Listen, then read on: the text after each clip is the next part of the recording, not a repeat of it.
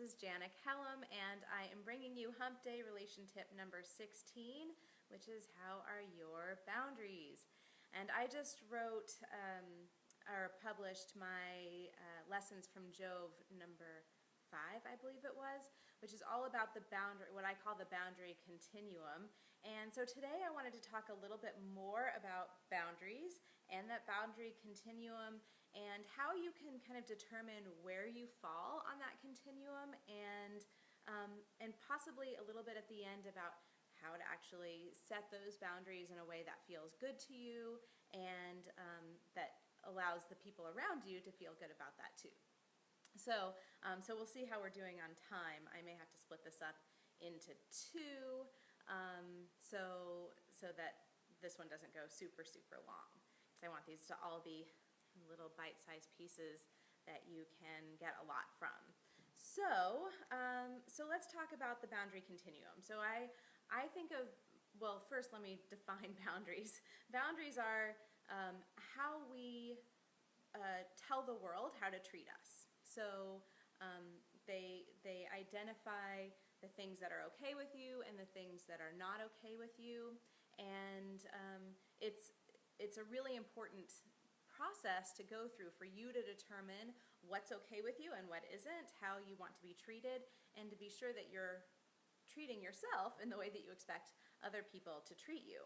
So let's start out with talking about the one far end of the boundary spectrum, which is what I call just basically being a doormat. You have no boundaries, none whatsoever. You kind of let people come in and take advantage of you. If anytime anybody asks you to do anything, you're saying yes to it, even if it's the last thing you want to be doing, even if you have no time, etc. And the other aspect of when you have no boundaries and you are letting everybody take from you, the other end of that is that you tend to also have a hard time recognizing the boundaries of others. That's kind of the flip side of that coin.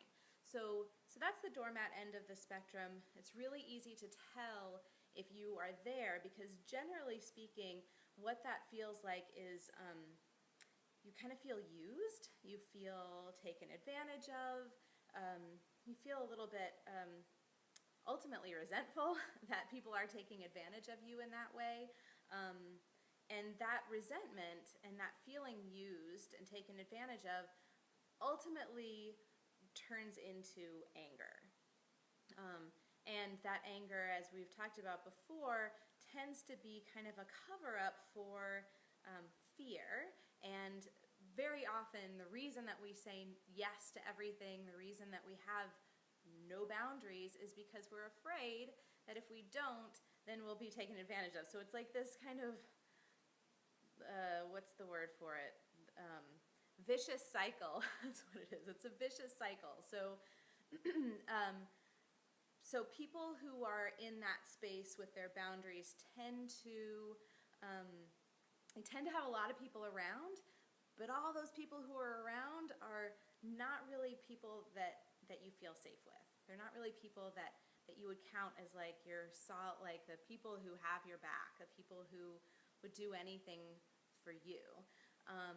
And so they may look like, they've got this whole social thing down. They probably always have a partner, a boyfriend, a girlfriend, and those partners are usually always people who are takers. So that's kind of how you can tell if you're in the doormat end of the spectrum. And then way on the other end of the spectrum is that kind of towering wall, and I sometimes think of that as being like in Game of Thrones. I don't know if you watch that show, but it's a great show.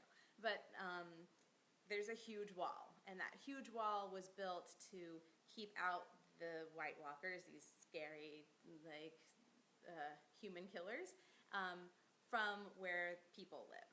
And it's also got kind of magic in it. And basically, it's like nothing's getting out and nothing's getting in, unless there's like a decision to open the gate, and there's like this whole process around that. So anyway, the point behind this is if you are one of those people who has put up walls, it's almost always because you have been hurt in the past, you have been betrayed in the past, people have taken advantage of you in the past. Maybe you were one of those doormat kinds of people and you were like, you know what, I'm all done with this, and then you kind of swung that pendulum all the way to the other side, and now you won't do anything for anyone, and you know, vice versa. Like nobody's doing anything for you because there's no give and take. There's nothing. You just kind of don't. You just don't let people in. You don't let people see the real you. What people do see is just kind of your facade. It's like the kind of character that you've created that feels like this is how I can be safe. Unfortunately, it's ultimately not safe either. So if you are one of these people, you'll know that this is you because you'll feel sort of numb.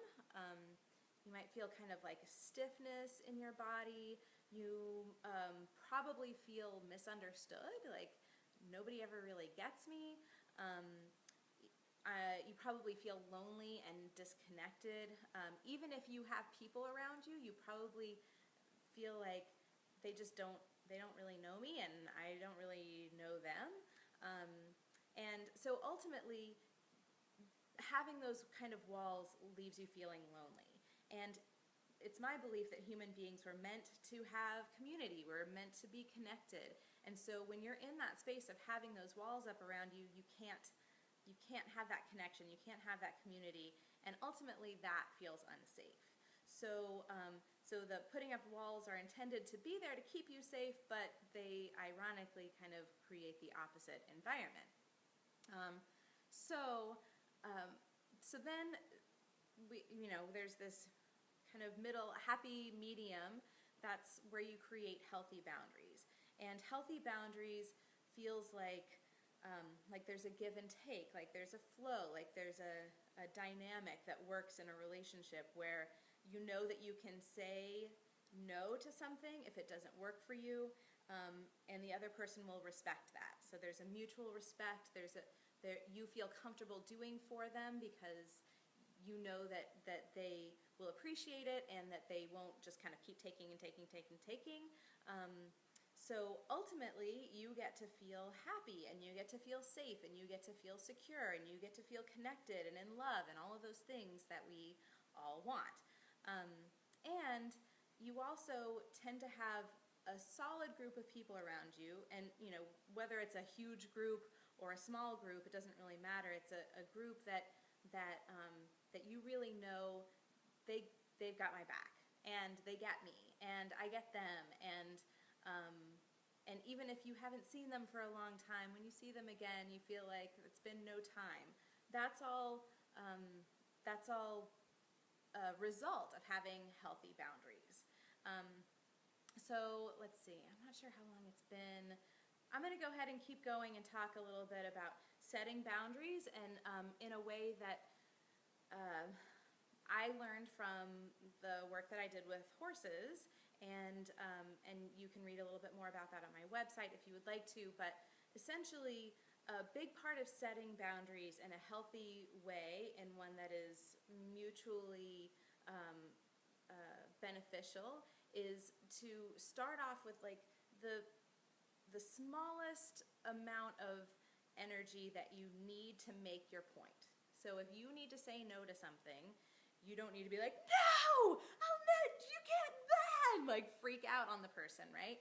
You can turn that knob a little bit. You may even start with just kind of bringing your energy up, like kind of create that energetic space. And if that doesn't work, then you might escalate it a little bit and say, just no, this isn't okay with me. And if the person still doesn't get it, then you can keep kind of ratcheting it up. And you may eventually need to get to the point where you're like, no! But that doesn't really need to be. That's kind of cool when somebody likes or loves something, a little heart comes up. So thank you for whoever did that. Anyway, so that's kind of the first. I guess that was funny. People who watch this on YouTube later are going to be like, what the hell, Jan? lost her mind. This is on Facebook Live, so if you aren't watching it on Facebook Live, you won't see these little things popping up.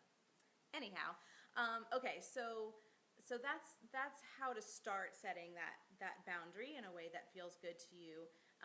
And I would also say that you can be aware of when someone else is setting a boundary for you based on how it feels in your body. So very often we kind of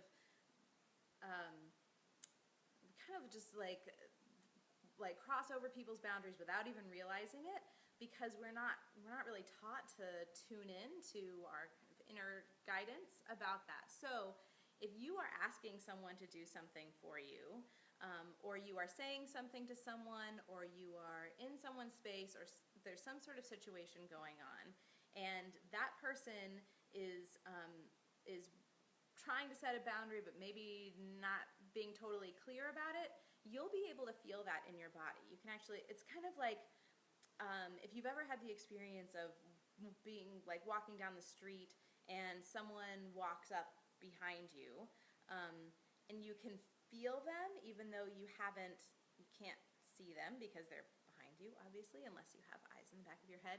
So you can feel them even though you can't see them and you can't hear them, like your physical senses aren't necessarily telling you that someone is coming, but you can feel that. It's that same kind of thing. So if somebody else is trying to set their boundary, or you've crossed somebody's boundary, you can feel it. And this is a practice. Like, you'll hear me say this over and over again. It is a practice.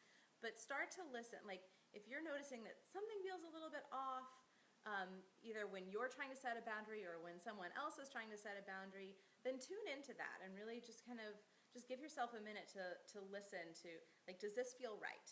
Does this feel okay? Does this feel like what's happening here is being understood, being respected? And I think that is one of the hardest things to do, because we are in such a go society, and we just kind of, we don't tend to tune into that kind of thing. So my encouragement for you today, my suggestion for you today from this Hump Day relation tip, is to first figure out where you are on the boundary continuum. Are you a doormat? Do you have towering walls? Or do you have really healthy boundaries? And then based on that, what could you do to get to a place of even healthier boundaries than you already have? And the kind of second piece of that is, once you've figured that out, then start to listen to your own intuition, your own inner guidance when there's any sort of interaction where there needs to be a boundary set. Okay, so that's what I have for you today for Hump Day relation tip number 16. And I hope that you have a wonderful day. I highly, highly, highly recommend that you check out my lessons from Jove about this subject. And I believe I have the link already in the description, but if not, I will add it there. And so check that out. Let me know what you think, and give that little homework assignment a try, and let me know how that goes for you too. Thank you so much for being here. Bye, guys.